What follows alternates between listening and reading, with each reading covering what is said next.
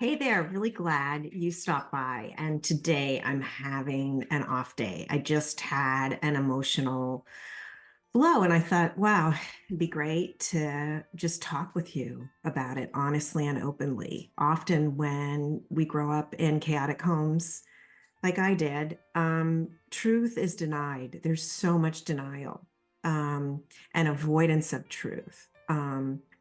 Or lying when it's just as easy to tell the truth, and a denial about how one is actually feeling emotionally. I was taught to be stoic, that it was my imagination, that I might have been exaggerating. And oftentimes that was not the truth. So as an adult, I've had to learn that about myself and adapt. And that's all part of emotional wellness, right? The ability to adapt to life's stress and stresses in a healthy way. And a part of that felt really like a cheat. I was angry for quite a while because I felt, well, I didn't get that as a child. And now I have to give that to myself as an adult. And I had anger over it. But I found letting go of it and just standing up to the task and learning how to increase my emotional well being was an amazing gift. So I'll just take you through the steps that I've gone through today. And the first was that I needed to note and acknowledge that I felt emotionally shaken to the core of my being. And I didn't need to try to exercise it away or overwork it away or, ignore it by some kind of activity. That I really needed to just take a minute for myself and acknowledge, yeah, I feel shaken to my core. I feel frightened. I feel unsure. And my trust button is ringing on overdrive in fear. So, the second thing that I did after acknowledging how I was feeling was to treat myself with special care. And for me, that meant like I took time out, I made a cup of tea, and I took time out again when I realized, yeah, I really needed to stop down for working and I needed to take a break. And I took this pink, like plush blanket that I have. And I bought it because I carried this baby blanket around with me until I was 5, and it was my most coveted and precious possession. And my grandfather, and mother um, collided and decided that that blanket needed to be burnt in the incinerator, and they burnt it. And then they showed me the remains in the incinerator. And by that time, at 5, I was so shut down to my emotions. I knew I couldn't cry. I knew I couldn't show frailty or vulnerability. And I just turned on my heel and walked up the steps from the basement and into a corner in a closet to let my emotions out safely. So now, as an adult, I have a few pink, soft, cushy, fluffy blankets. And I wrap myself up in that pink blanket when I feel really vulnerable, when I feel really shaken.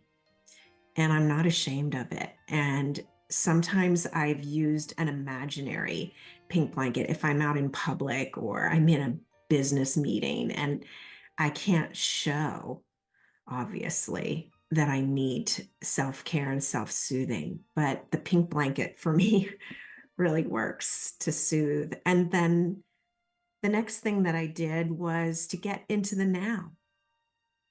I do have complex post traumatic stress. I know the warning signs of it. I know when it's on my plate and in front of me. I know when I'm reacting instead of acting. And that's where I was earlier today. And so I had to gently remind myself, I need to get in the now. And I literally took an inventory of my desk. I have a green leather desk pad. I have a yellow sticky notes I'm looking at. I have a beautiful candle lit that smells beautiful. I am an adult now.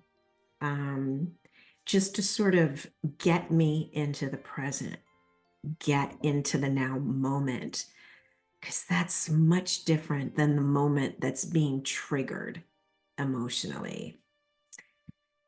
And then I acknowledge that there's a beginning, there's a middle, and there's an end to this experience, that my emotions can shift.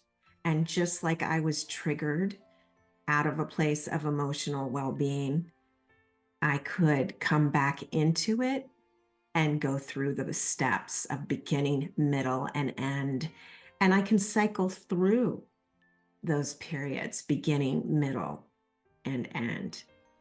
And then finally, it's always a choice for me. I'm a bit of an isolator.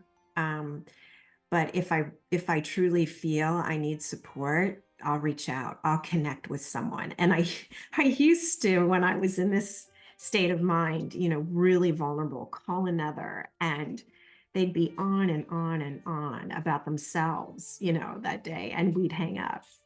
And honestly, now when I'm really feeling vulnerable and I know I need support of another human being who's safe and loving, I'll say in the beginning of the conversation, hey, do you have a minute? I'm feeling really vulnerable, or I'm feeling really hurt, or I'm feeling a lot of fear, and I just need your ear for the next 60 seconds.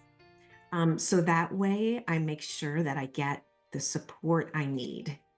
Because that's another thing, having survived various types of abuse and trauma, I'm not always the best at pushing to get my needs met or feeling they're of value.